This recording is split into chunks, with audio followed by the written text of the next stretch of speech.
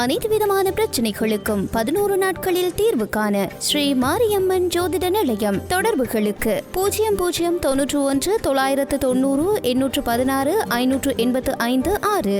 சஜித்துக்கு அதிகரிக்கும் ஆதரவு, அம்மையார் எடுத்துள்ள முடிவு. ரணிலின் இழிவான செயல், உண்மையை போட்டுடைத்த முன்னாள் நீதியமைச்சர். தமிழ் பொது வேட்பாளருக்கு தடை, அவசரமாக பரந்த விளக்க கடிதம். நாமல் சஜித் எனக்கு சவாலே கிடையாது என்கின்றார் அனுர. மக்களுக்கு செய்த துரோகத்தால் பதவியை இழந்த அமைச்சர் உதயகுமார் எம்பி காட்டம். சூடுபிடிக்கும் தேர்தல் களம், 16ஆம் திகதியின் பின்னர் நடக்கப் போவது என்ன? பரபரப்பாகும் தென்னிலங்கை, குவிக்கப்படவுள்ள போலீஸ் படை. வாய்ப்புகளை இழந்து ரணில் பக்கம் சென்ற மொட்டு கட்சியினர். எதிர்வரும் ஜனாதிபதி தேர்தலில் போட்டியிடும் எந்தவொரு வேட்பாளருக்கும் ஆதரவளிக்கப் போவதில்லை என முன்னாள் ஜனாதிபதி சந்திரிகா பண்டாரநாயக்க குமாரதுங்க தெரிவித்துள்ளார். நிட்டம்புவ ஹரஹொல்ல பண்டாரநாயக்க ஞாபகார்த்த நூலக வளாகத்தின் கேட்போர் கூடத்தில் இந்த விசேட கலந்துரையாடல் இடம்பெற்றுள்ளது. எதிர்வரும் ஜனாதிபதி தேர்தல் தொடர்பில் ஸ்ரீலங்கா சுதந்திர கட்சியின் செயற்பாட்டாளர்களை அழைத்து திருமதி குமாரதுங்க தனது நிலைப்பாட்டை தெரிவித்துள்ளார். ஸ்ரீலங்கா சுதந்திர கட்சியின் சில உறுப்பினர்கள் ஜனாதிபதி வேட்பாளர் சஜித் பிரேமதாசவுக்கு ஆதரவளிக்குமாறு கருத்து தெரிவித்துள்ளனர்.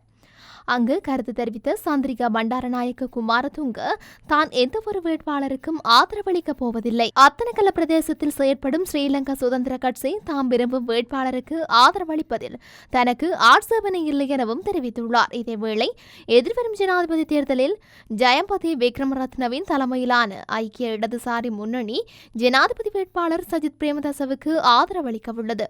கடந்த நல்லாட்சி அரசாங்கத்தின் போது ஜனாதிபதியின் சட்டத்தரணி கலாநிதி ஜயம்பதி விக்ரமரத்னவே 19வது அரசியலமைப்பு திருத்த சட்டத்தை உருவாக்கும் பணிகளை ஆரம்பித்தார் என்பதும் குறிப்பிடத்தக்கது. அத்துடன் பாட்டாளி சம்பிக்க ரணவக்கவின் தலைமையிலான ஐக்கிய குடியரசு முன்னணியும் சஜித் பிரேமதாசவுக்கான ஆதரவை தெரிவித்துள்ளமை இங்கு குறிப்பிடத்தக்கது.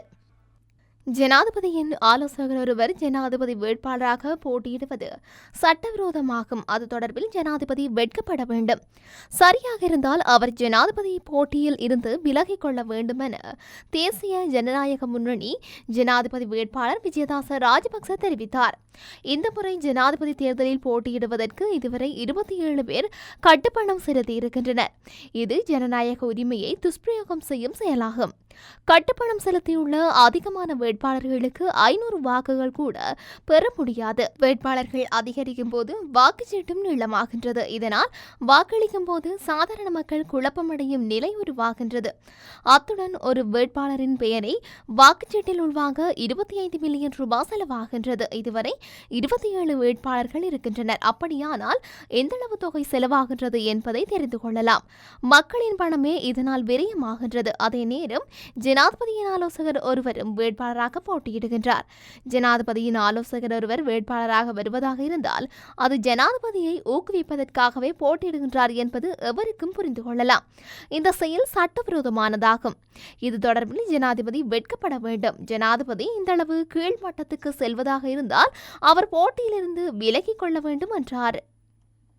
கட்சியின் அனுமதியின்றி பிற தரப்புகளின் சார்பில் ஜனாதிபதி தேர்தலில் களமிறங்கும் தமிழரசு கட்சியின் மத்திய குழு உறுப்பினரும் முன்னாள் நாடாளுமன்ற உறுப்பினருமான அரியநேத்திரன் தொடர்பில் இறுக்கமான நடவடிக்கை எடுக்க தமிழரசு கட்சி ஏகமனதாக முடிவெடுத்துள்ளது.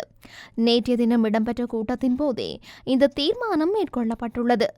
குறித்த விடயத்தினை இலங்கை தமிழரசு கட்சியின் பேச்சாளரும் நாடாளுமன்ற உறுப்பினருமான எம்.ஏ. சுமந்திரன் இத்தகவலை தெரிவித்தார்.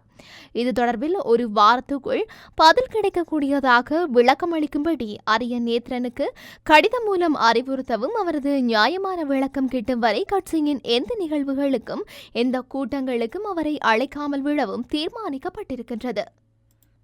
ஐக்கிய மக்கள் கூட்டணியானது தேசிய மக்கள் சக்திக்கு எவ்விதத்திலும் சவாலாக அமையாது என தேசிய மக்கள் சக்தியின் தலைவர் அனுரகுமார திசாநாயக்க தெரிவித்துள்ளார்.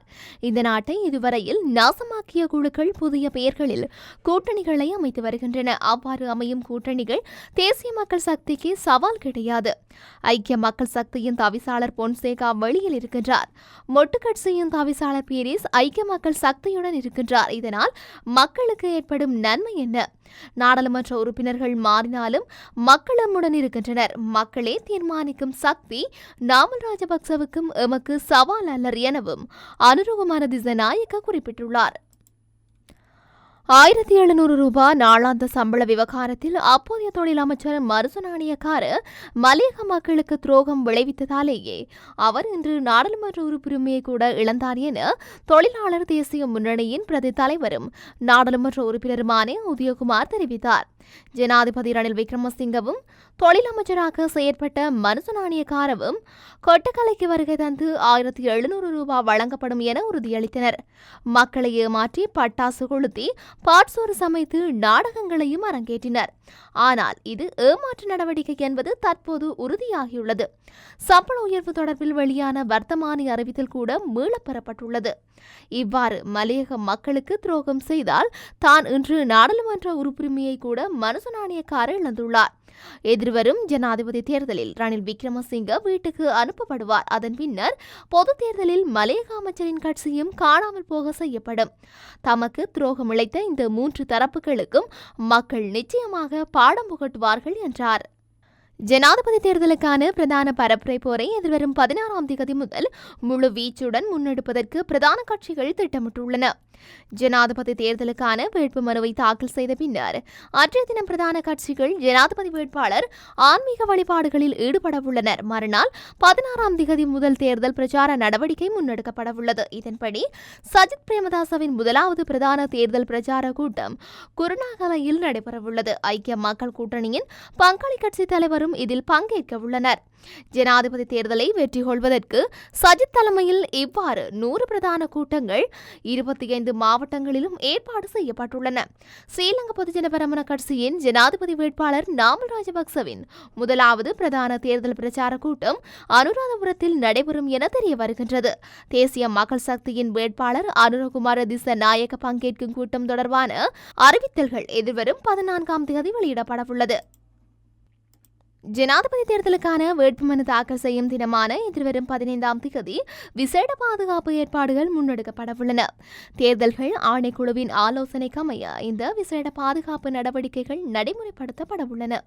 இந்த பாதுகாப்பு திட்டங்களுக்கு விசேட அதிரடிப்படையினரின் உதவியும் பெற்றுக் கொள்ளப்படவுள்ளதாக போலீசார் தெரிவித்துள்ளனர். ராஜகிரியவில் உள்ள தேர்தல் அலுவலகத்தை அண்மித்த வீதிகளில் எதிர்வரும் 15ஆம் தேதி விசேட போக்குவரத்து திட்டம் அமுல்படுத்தப்படவுள்ளது. இதேவேளை வேட்புமனுக்களை தாக்கல் செய்யும் வேட்பாளர்களுடன் வருகை தரும் பிரதிநிதிகளின் எண்ணிக்கையும் மட்டுப்படுத்தப்பட்டுள்ளது.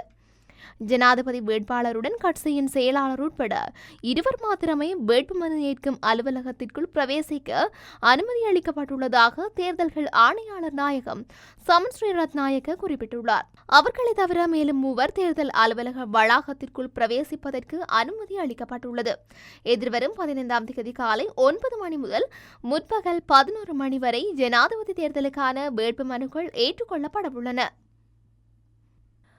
தம்பிக்க பெரேரா போட்டியிலிருந்து விலகிய பின்னர் ஜனாதிபதி வேட்பாளராக நியமிப்பதற்காக தினேஷ் குணவர்த்தன, காமினி லோகிகே உட்பட பலர் குறித்து ஆராய்ந்தோம் என தெரிவித்துள்ள முன்னாள் நிதியமைச்சர் பசில் ராஜபக்ச விஜயதாசவை கூட ஆதரித்திருப்போம் என குறிப்பிட்டுள்ளார்.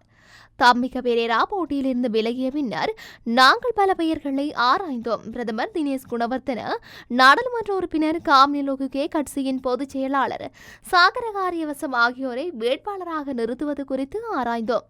கட்சியின் பிரதேச அமைப்புகள் வேண்டுகோள் விடுத்ததன் காரணமாக நாமல் ராஜபக்சவை நியமிக்க தீர்மானித்தோம். நாமல் அதற்கு இணங்கினார். எங்களிடம் தகுதியான ஏனைய வேட்பாளர்கள் இருந்தனர். விஜயதாச ராஜபக்சவை கூட நாங்கள் ஆதரித்திருப்போம். அவர் வேறு கட்சியின் கீழ் போட்டியிட்டாலும் அவர் இன்னமும் நாடாளுமன்றத்தில் பொதுஜன பெரமுனவின் உறுப்பினரே என பசில் ராஜபக்ச தெரிவித்துள்ளார். இதேவேளை கட்சியின் முடிவை நிராகரித்து ரணில் விக்ரமசிங்கவிற்கு ஆதரவளித்தவர்களை கட்சியிலிருந்து வெளியேற்ற வேண்டும் என மாவட்ட மட்ட பிரதிநிதிகள் வேண்டுகோள் விடுத்துள்ளனர். அவ்வாறான முடிவை எடுத்தால் நீதிமன்றம் அதற்கு ஆதரவளிக்கும் என அவர்கள் தெரிவித்துள்ளனர். எனினும் மஹிந்த ராஜபக்சவும் பசில் ராஜபக்சவும் இது அதற்கான நேரமில்லை என தெரிவித்துள்ளனர். தற்போதைக்கு நாங்கள் தேர்தல் குறித்து கவனம் செலுத்துவோம். பலர் தங்கள் தவறுகளை உணர்ந்து மீள வருவார்கள் என நான் உறுதியாக நம்புகின்றேன் எனவும் பசில் ராஜபக்ச தெரிவித்துள்ளார். கட்சியின் நலனிற்கு எதிராக செயற்படுபவர்கள் குறித்து நீண்ட நாட்களாக எங்களுக்கு தெரியும். மேலும் 2 உள்ளனர். அவர்கள் என்ன செய்ய திட்டமிடுகின்றனர் என்பதும் எங்களுக்கு தெரியும் என அவர் தெரிவித்துள்ளார். அனைத்து விதமான பிரச்சனைகளுக்கும் 11 நாட்களில் தீர்வு காண ஸ்ரீ மாரியம்மன் ஜோதிட ஜோதிட நிலையம். தொடர்புகளுக்கு 0091 990 816 585 6.